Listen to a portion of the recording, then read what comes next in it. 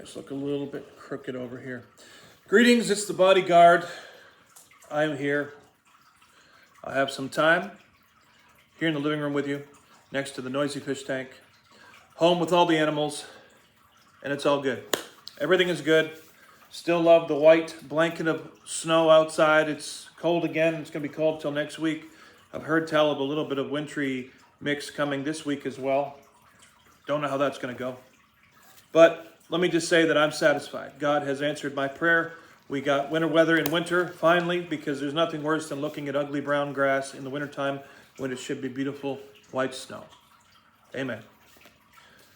Daily Wisdom for Men, Devotional, 2018. There it is. Cutting through this one nicely. We're already on January the 7th. It's called A Valuable Employee. Proverbs 27, verses 23 and 24 tell us, "Be diligent to know the state of your flocks, and attend to your herds, for riches are not forever, nor does a crown endure to all generations." A valuable employee. Keep that in mind as we read this. I want to start at verse number 10 in Proverbs chapter 27. It says, "Do not forsake your own friend or your father's friend, nor go into your brother's house in the day of your calamity, for better is a neighbor who is near than a brother far off. My son, be wise, and make my heart glad, that I may answer him who reproaches me. A prudent man foresees the evil and hides himself, but the simple pass on and are punished. Take his garment that is security for a stranger, and take a pledge of him for an adulterous woman. He who blesses his friend with a loud voice, rising early in the morning, it will be counted a curse to him. A continual dripping on a very rainy day, and a contentious woman are alike. Whoever restrains her restrains the wind, and grasps oil in his right hand. Iron sharpens iron, so a man sharpens the countenance of his friend. Whoever keeps the fig tree will eat its fruit, so he who waits on his master will be honored. As in water, face answers to face, so the heart of man to man. Death and destruction are never full, so the eyes of man are never satisfied. As the refining pot for silver and the furnace for gold, so is a man to his praise. Though you should grind a fool in a mortar among wheat with a pestle, yet his foolishness will not depart from him.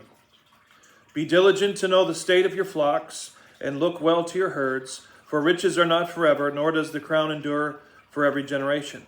The hay appears, and the tender grass shows itself, and herbs of the mountains are gathered. The lambs are for your clothing, and the goats are the price of the field. You will have goat's milk enough for your food, for the food of your household, and for the maintenance of your maidens." I thought I'd just read the whole chapter there. Why not get it out of the way, right? All right.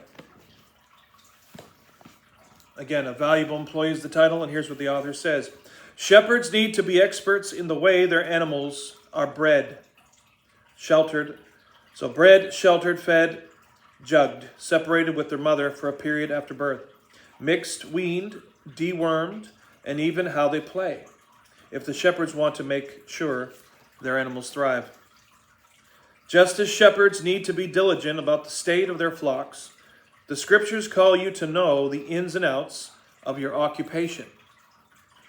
You ought to know all your industry terms and their nuances. As you grow and immerse yourself in your occupation, you should develop knowledge about what will work and what won't. This will make you a valuable asset to your employer, as well as give you some financial stability. Now, knowing ministry and understanding what works and doesn't work, that's also very important when you're working for the Lord. In so doing, you'll set yourself apart from other employees who are simply punching a clock to earn a living. A few of them might also follow your example of diligence. Your boss will certainly take note at least. But most importantly, you'll be fulfilling your calling as set forth in Colossians 3, verses 23 to 24. And whatever you do, do it heartily as to the Lord and not to men, knowing that from the Lord you will receive the reward of the inheritance, for you serve the Lord Christ. That's a good reminder that it doesn't matter what job you're doing, especially when you're out in public. As a follower of Christ, do your job to the best of your ability. Be a prime example of Jesus Christ in your work. Appreciate what you have. Work hard, not just to be seen of your boss, but also work hard for the Lord. The Bible's very clear on this subject.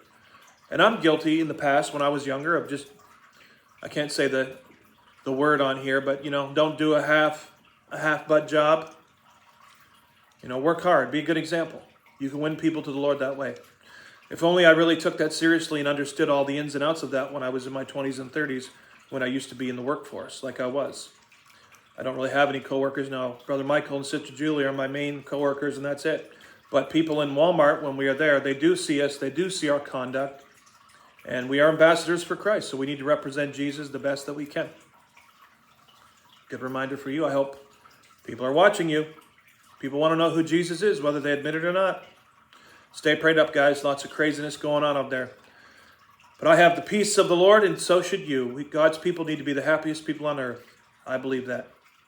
God bless you guys. Thank you for tuning in with me. Share the videos around. Share. Leave feedback.